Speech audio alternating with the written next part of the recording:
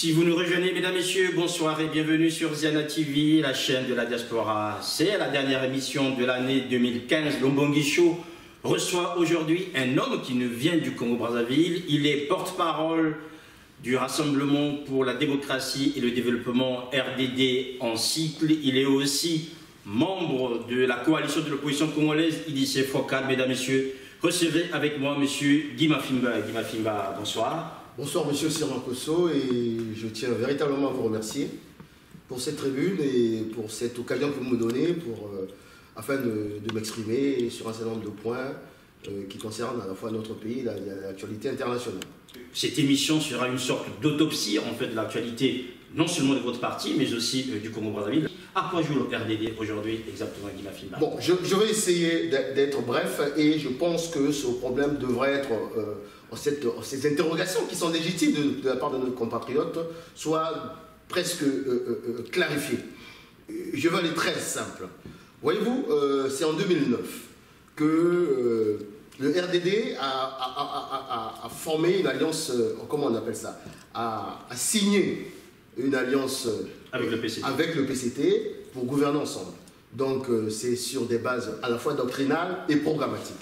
Nous avons gouverné jusqu'en 2012, nous avions un ministre, et bref, nous avons constaté qu'il y avait des divergences, tant sur le plan de la gouvernance politique et la gouvernance socio-économique de notre pays. On arrive au local, c'est là où véritablement la crise a commencé.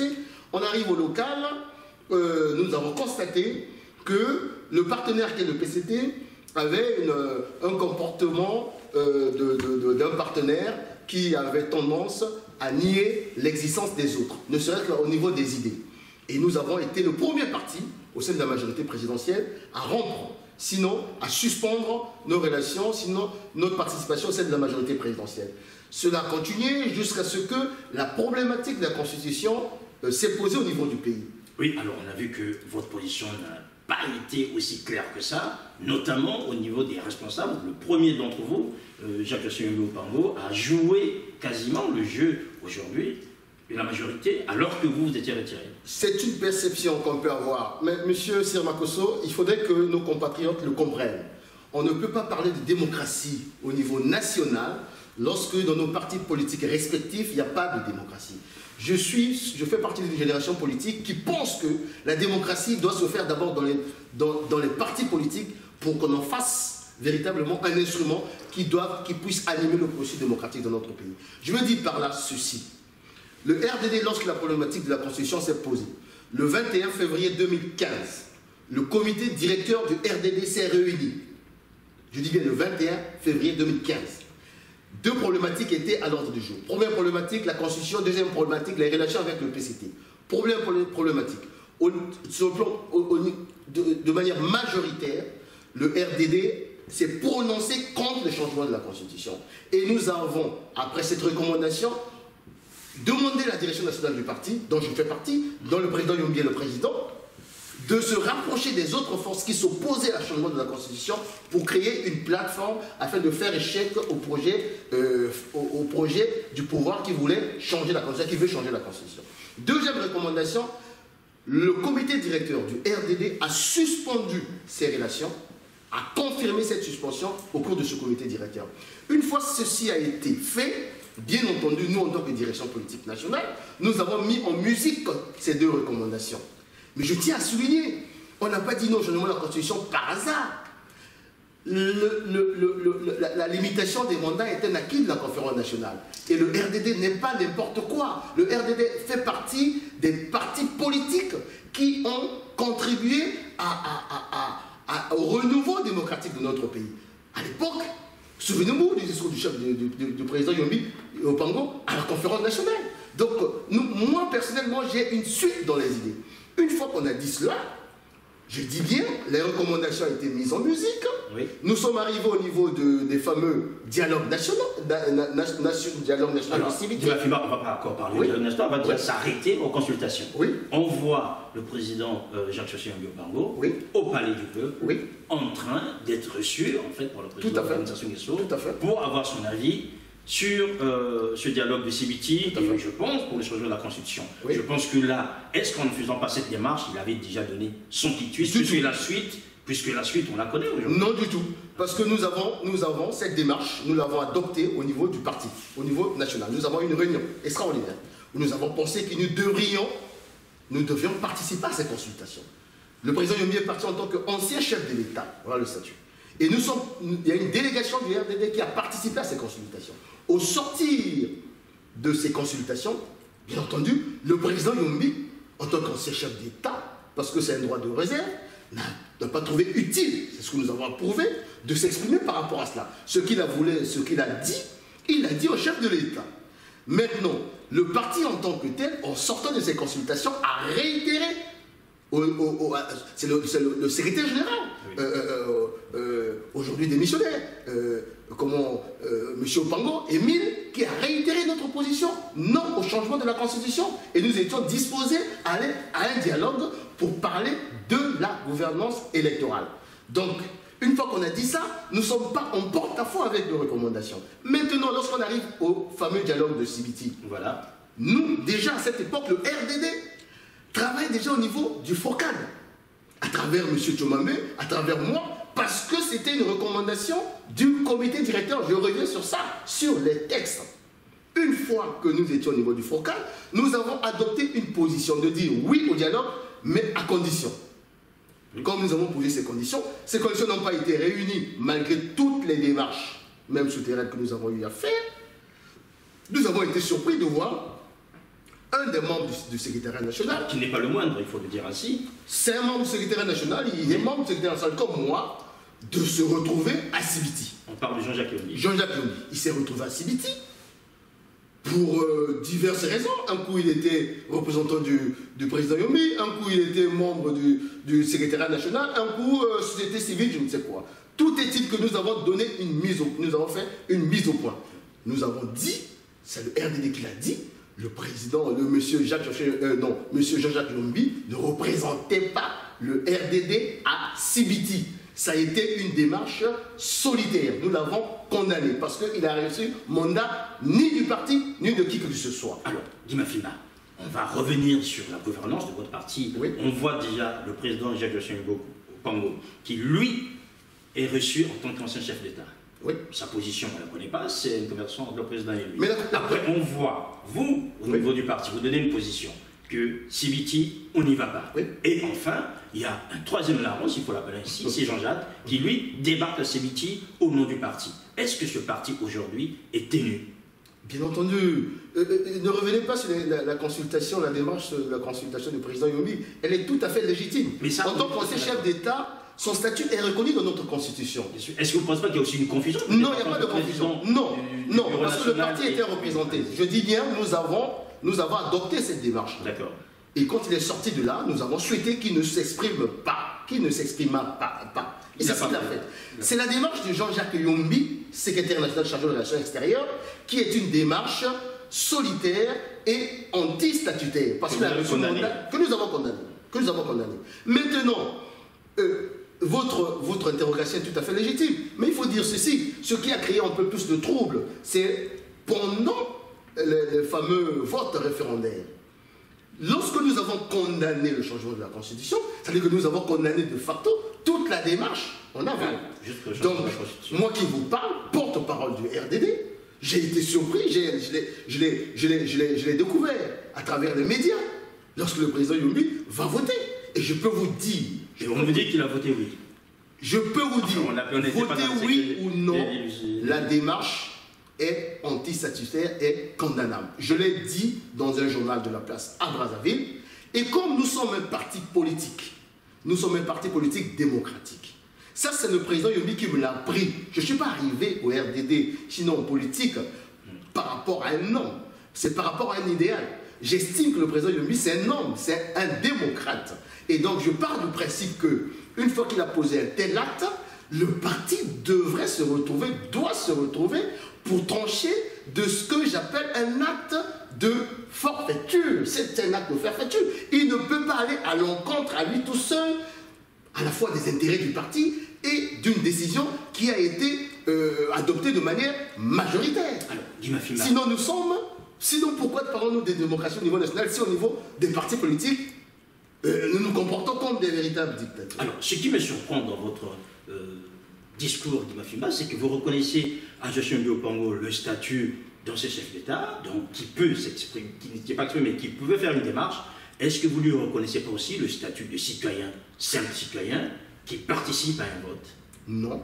Pourquoi? Parce que lorsqu'il participe au vote, je dis bien, lorsqu'il va en consultation, nous nous retrouvions au niveau du parti pour adopter la démarche, on va dire, la plus pertinente. Et nous disons oui, il faut aller écouter, il faut aller faire passer notre message, toi en tant que chef d'État. Mais lorsqu'il faut aller voter, lorsqu'il faut aller à un vote référendaire, alors que, et souvenez-vous, nous sommes dans un contexte assez particulier. Il y a 2 députés, pas des moindres.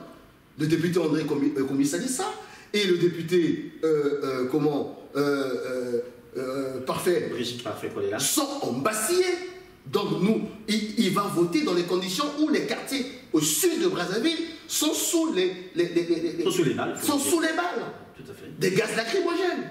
Donc moi, en tant que citoyen, là je parle en tant que citoyen et proche collaborateur, parce que j'ai accompagné le président Yomli pendant pratiquement 12 ans de son exil.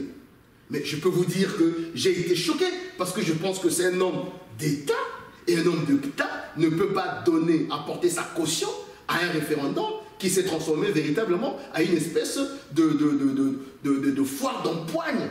Et au moment où les enfants de ce pays sont en train de tomber, rien que pour cela, je pense que monsieur devait rester à la maison. Alors, vous l'accusez de forfaiture.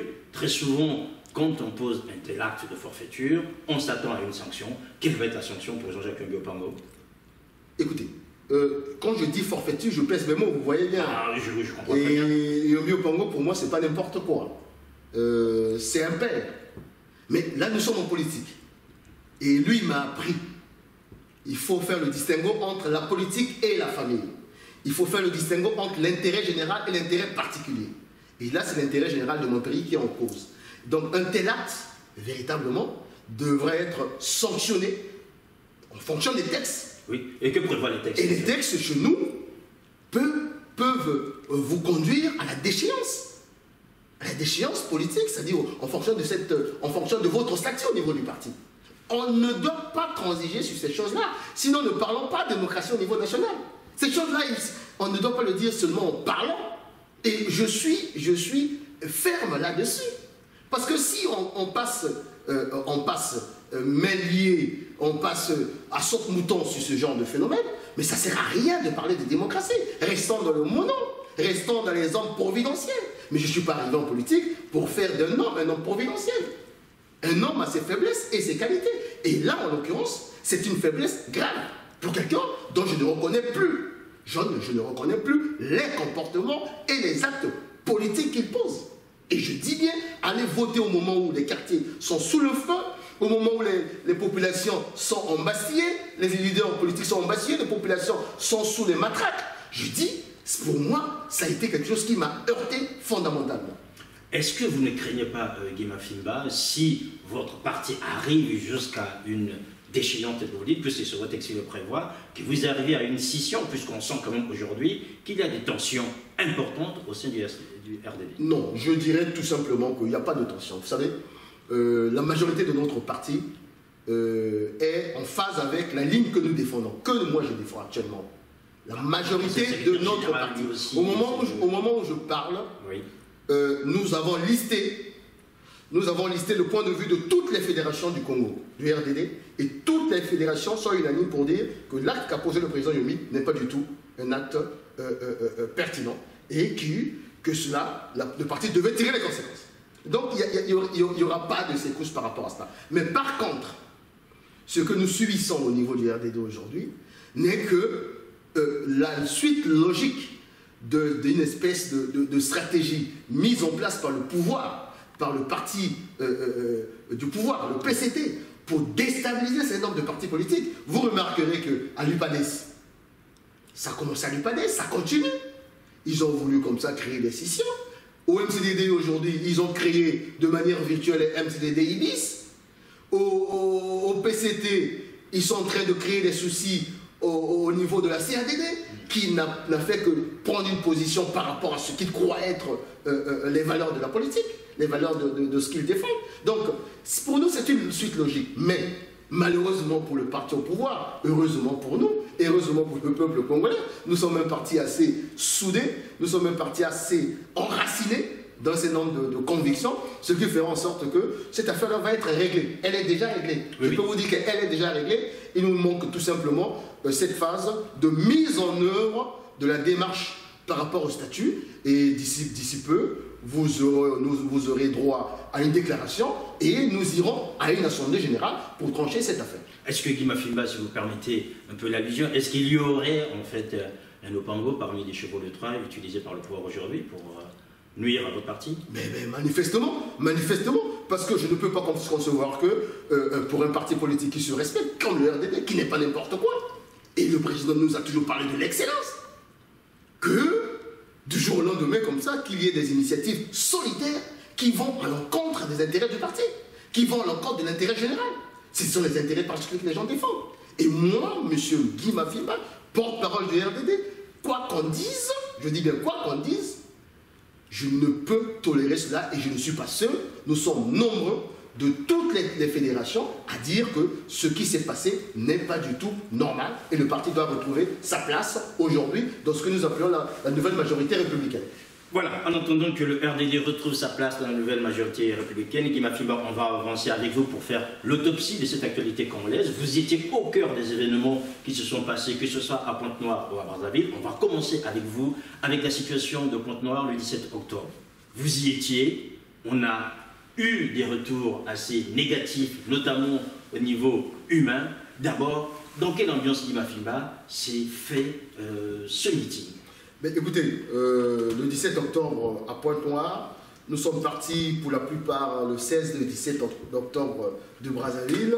Nous avons convergé. Il y a une délégation qui avait déjà fait pratiquement toute la partie sud-ouest du Congo, notamment avec Madame Mounari et M. l'honorable Pascal Tati-Mabiala. Il y a une autre partie qui était partie du côté de Ouesso. Donc nous avions pour objectif tout simplement d'être dans cette fameuse campagne référendaire.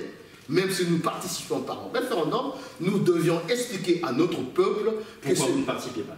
Tout simplement parce que le projet de changement de la Constitution, mis sur la table par le président Sassou Nguesso et le PCT, c'est un projet qui ne répondait pas à la fois à une conformité juridique, politique et notamment sur le plan social qui devait avoir des conséquences graves. Donc on ne va pas revenir sur ça. Non. Nous avons démontré de A à Z que le changement de la Constitution n'était pas prévu dans la loi fondamentale. Donc il était pour nous inadmissible et que cette histoire de coup d'État que le président Sassou était en train de fomenter quasiment, il fallait faire échec à cela. Mais en faisant échec à cela, quoi? En appelant à la conscience de nos populations. Raison pour laquelle nous nous sommes retrouvés à Pointe-Noire. Dans une ambiance, je vais dire, de fraternité, dans une ambiance politique de conviction pour aller convaincre nos populations de ce que nous avons la vérité pour nous, de ce que c'est nous qui défendons l'intérêt général. Voilà comment nous sommes retrouvés à Pointe-Noire. Voilà, sauf que le début... Et je peux vous dire que depuis de toute ma carrière politique, parce que je suis rentré au Congo quand même en 2009, je crois avoir vécu les moments les plus sombres de toute ma carrière politique depuis que j'ai commencé la politique. Je suis rentré en 2009, donc je n'ai pas connu tous les événements. Nous sommes arrivés, et vous savez très bien que notre capacité aujourd'hui, c'est que le peuple est avec nous. Il n'y a pas eu de banderole, il n'y a pas eu de t-shirt, il y a eu quelques annonces publicitaires. Et croyez-moi, nous étions à 10h, 11h à l'hôtel pour préparer effectivement le meeting, lorsque nous avions cette information qu'il y avait des coups de feu au niveau de la place Lumumba. Notre réaction a été spontanée. Tous les leaders qui étaient dans la salle pour dire nous devrons aller à la place de Lumumba, ils doivent nous tuer avec les populations qui sont en train de violenter. Et croyez-moi, monsieur Silva, parce que j'ai encore cette image, lorsque nous cheminions le cortège, oui, de voir les blessés, et j'ai reconnu sur la photo hier, lorsque j'étais à la manifestation pour le devoir de mémoire, voilà, oui, j'ai reconnu ce jeune qui a dû prendre une balle au niveau de son bas-ventre. Ça saignait. Vous êtes dans le véhicule. Vous ne savez pas ce qui vous attend sur la place. Mais vous entendez des coups de feu. Vous entendez tout et tout, des bombes lacrymogènes, des détonations. Mais nous avons décidé ce jour-là d'aller sur la place de Lumumba, pas pour un défi, mais pour montrer à ceux qui ont pris la responsabilité historique de tirer sur les populations à main nue que la démocratie, c'est pas cela. La démocratie, c'est un combat d'idées. Si nous avions organisé ce meeting qui a connu ce succès, on aurait aimé que le pouvoir organise un meeting pour démontrer que nous avions tort face aux populations. Mais on nous a, bien entendu, servi la violence. On nous a servi aussi la répression. On vous voit aussi, Guy Mafimba, à un moment donné, avec le commandant de zone, avec tout le monde autour de vous. Et s'il était question d'arrêter ce meeting pour éviter que les choses puissent s'envenimer, et vous vous êtes dit qu'il fallait que ce meeting se tienne. Mais écoutez, lorsque nous arrivions, bien entendu, nous avons trouvé une population surchauffée. Et lorsque nos leaders parlent souvent d'opposition responsable, il faut leur accorder le bénéfice de crédibilité lorsqu'ils disent ça. Croyez-moi, monsieur, nous n'étions pas moins de 200, 300 000. Les forces de l'ordre étaient au milieu, il y avait des populations derrière et d'autres devant.